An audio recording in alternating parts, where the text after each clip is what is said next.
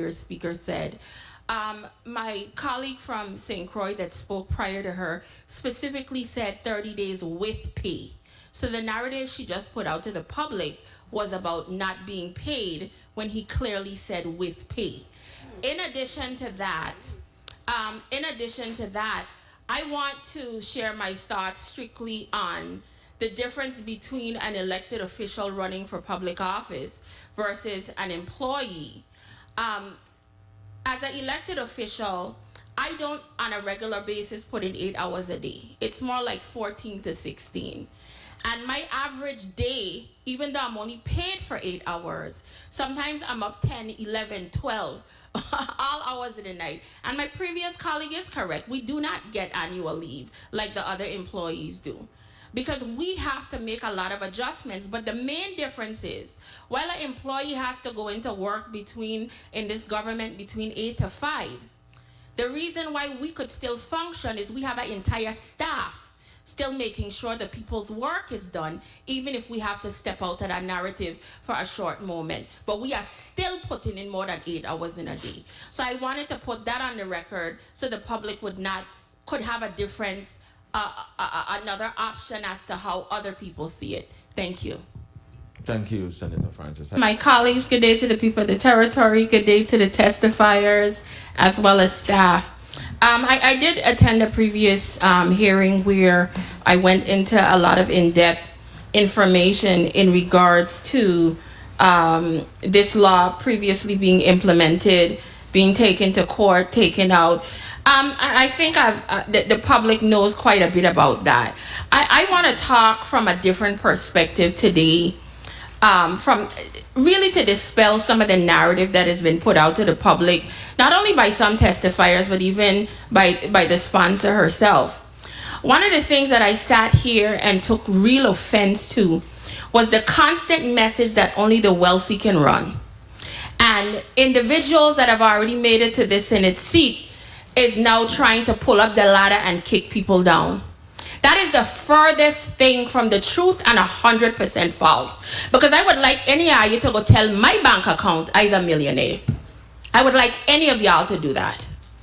And my argument is, one of the things the public is not realizing is when we put out this message that only wealthy people run, the reality is I was an employee of this institution for 22 years when I ran.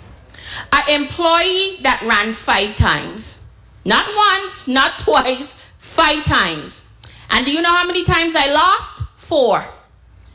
But because I knew I wanted to do right by the people of this territory, I did not stop. But what I had to do was make a lot of sacrifices in those 5 times. That's over a 10-year span. You could have just turned me into ramen noodle queen, okay? Because I had to cut costs what I needed to make sure I was making the sacrifices to run for this office. So this narrative about kicking people down when we get here, it is not accurate. But what I could tell you who attempted to kick me down was several members in this institution because I was an employee. The president at the time wrote a very nasty letter talking about I trying to be their competition. What we gonna do about Alma Francis Heiliger and how dare she be trying to run for office. I have the letter to this day. I distinctly remember one of our former colleagues who chose not to run this term. She went on a campaign when she got in here. Let we fire her. And if it wasn't for Summer Ayu in here stopping her malicious behavior, I would have been terminated. And you can't pretend you don't know, because my colleague from St. Croix right here, he was the finance chair when she went on her tirade on this very Senate floor. I still have the video.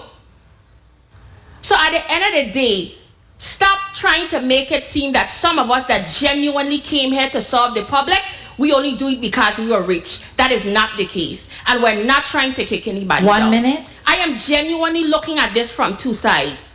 When I initially ran the first time, I am not going to lie to you. I was like, why in heaven's name I have to leave office? Why do I have to leave my job? I could do this on the weekends. Why I could do it after hours. But as I kept running, the reality set in. I couldn't do it. It was impossible for me to come into a job 8 hours a day Well, events are happening to this school, to that school. When events are happening all around this community during working hours, I really couldn't constantly be leaving and getting up and going, getting up and going. But then you still want to turn around and make it seem that I am doing it because I'm trying to stop other people. I am genuinely looking at it and stop and think. Many of the members in this institution, they didn't have to make no sacrifice because more than half of them were retired when they had run. Time. So where did that sacrifice come from? Are we going to build a situation where we are not teaching people that sometimes if you really want to do something, if you really want to fight on behalf of the people, if you really want to serve them, that they shouldn't put in the work? I put it in for 5 elections. And I'm not judging by me. Because the narrative I'm constantly hearing here today is this institution should only be filled up of government workers. I am not hearing nothing about the private sector and what's happening to them, where many of them do have to resign. They exist too. So we should have an entire legislature, only government workers in here. What happened to the private sector? Every law we pass shouldn't try to reflect as much as possible.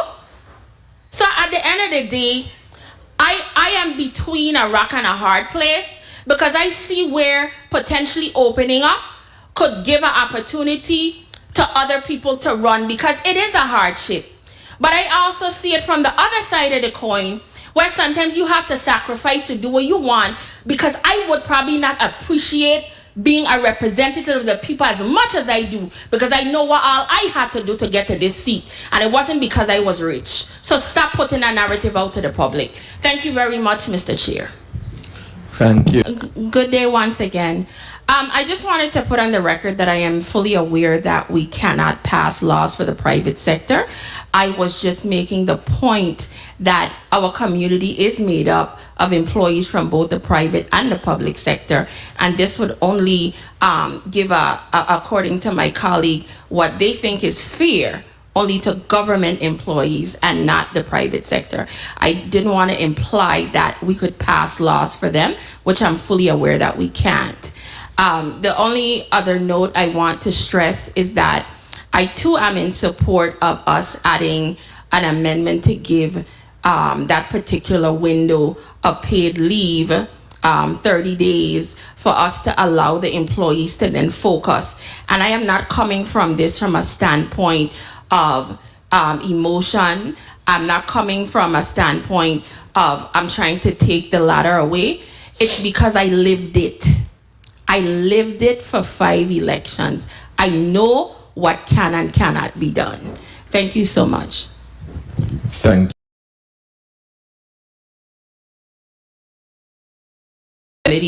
At the end of the day,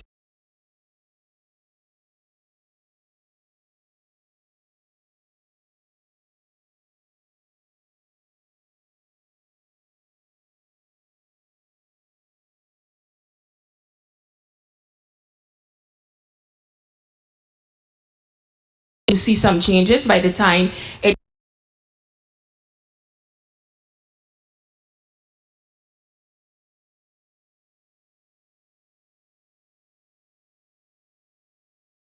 colleagues, good day to the people of the territory, good day to the testifiers and senators. First of all, legislation, I think it should definitely be implemented. I had a little bit of concern when I was initially reading the bill because how it was originally drafted and still it spoke to just operating the monetary payment. And I said, well, what does that have to do with the tax leave? There was nothing in there mandating them to use it. But when I got the amendment, it was in there. So I feel a little bit, he cleared up my initial major concern with the bill, with the amendment, and hopefully if it gets passed, it should be okay. One of my concerns with this had to do, and I'll tell you a quick story. I was traveling and a couple was getting out of a taxi and they were having a little bit of discourse with the taxi driver. And as they were walking off, they were upset because they started to talk about their travels here and utilizing taxis and how they were having an issue get what y'all were talking about translation and trying to understand where to go. And the situation, they said they had a little bit of scare because the person had to veer off to go look for somebody to translate for them, and that put a little bit of fear in them because they're like, where is this person taking us? You understand what I'm saying? Because that communication barrier was there. And I think that's something that's really, really major, especially with taxis being the first connection a lot of times with tourists here in the territory. And whether between the taxi commission, tourism, even University of the Virgin Islands making sure that certain things are done, that part definitely needs to get cleaned up. I also heard stories of the previous current situations where people were driven to ATM machines because they thought they could have just paid, and that wasn't the case. The taxi driver just wanted cash. So when I saw this bill coming around again, I really thought it was in the best interest of the taxis, but also for the people, and whether local or tourists alike, that have to utilize these services. I think it's a definite positive and us going in the right direction. 1 minute. So what are your thoughts in regards to potentially educating those that might have a pushback, as well as those that might have a learning curve in making sure that this gets worked out? I know from a taxi standpoint and the different associations, you guys might be able to have a role as well as the association itself. What are your thoughts on that? Well, when it comes to the point you make at somebody dropping somebody off and going to get somebody to give them direction where to go. Time. If a customer come to the airport and say a lot of them come, so they go to the Airbnb and stuff like that, and they put it on the phone, make sure you get clarification and going.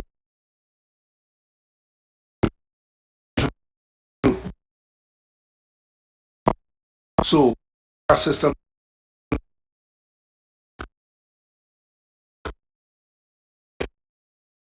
know exactly where they go.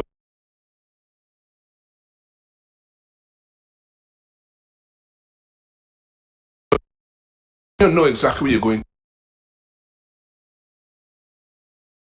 Customer, when a taxi driver pick a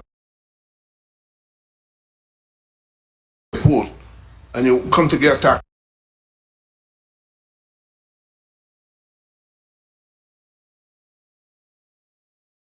they're going to, we let the driver know this is the house where it is, and that's how we deal with that. We have a lot of problems.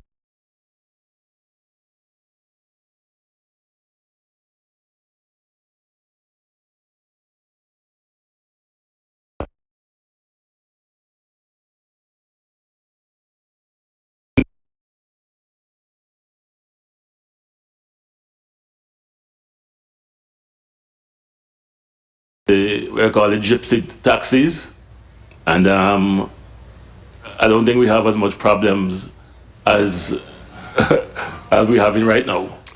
Okay. The question I asked had to do with implementation and potential pushback for those that might or might not want to use the system. How do you guys plan to potentially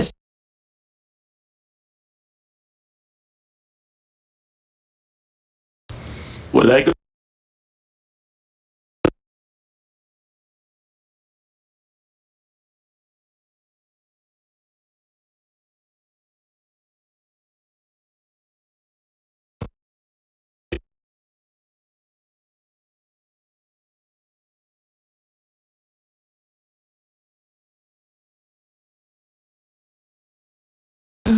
instead of using the driver that don't take it, so we might skip that driver and give it to the other driver to make sure the customer get the experience.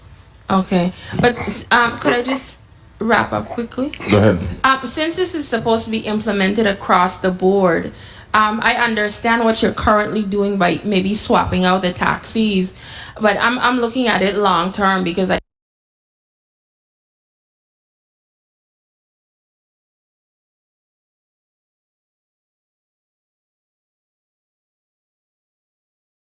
I don't have a problem with it.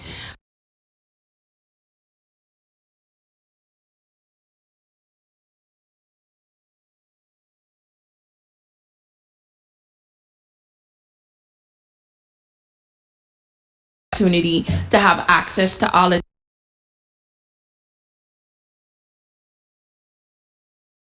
also to the passengers as well. Thank you so much, Mr. Chair. Once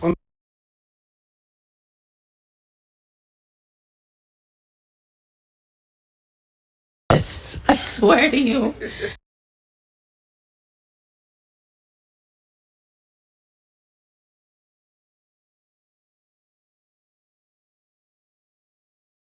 That just didn't feel I was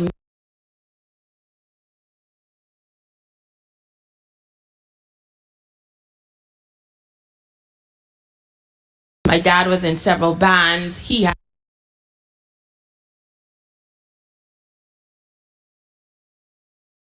just wanting to be a part of that, and I never really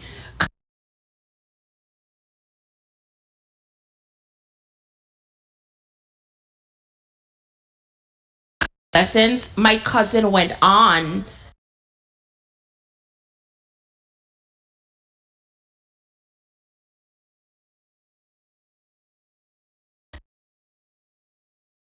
and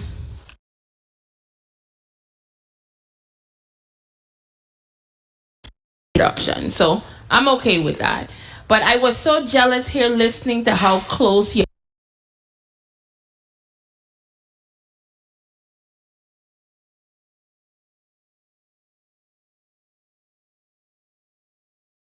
are just now. And it's good when you have a teacher that could have such a huge impact on your life.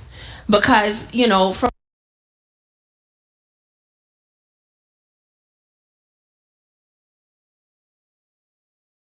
when you spoke about your father,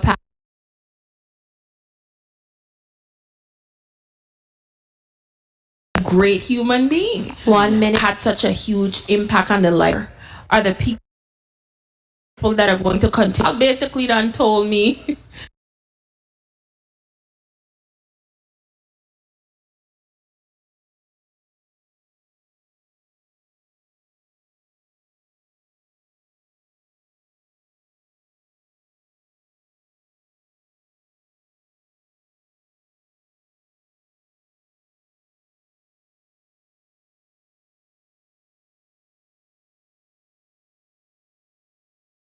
There are a lot more musicians.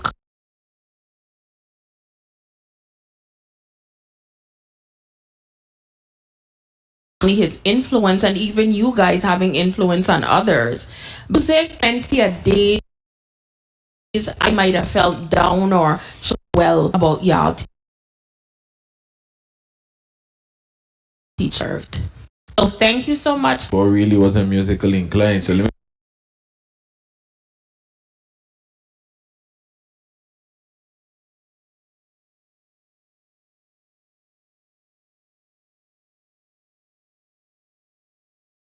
recognize for your 3 minutes. Thank you so very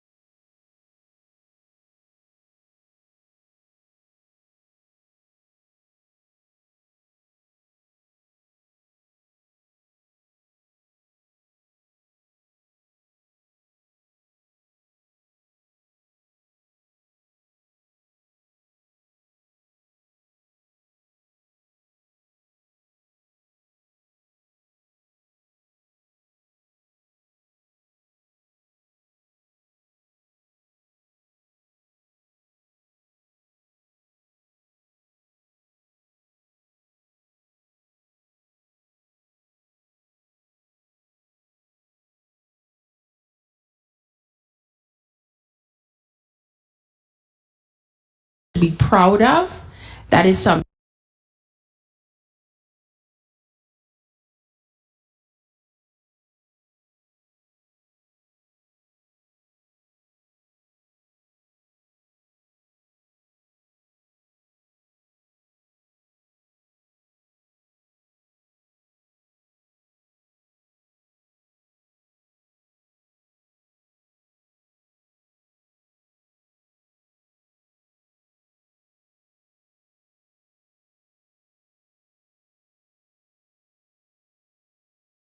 Trust them to go down by the beach. But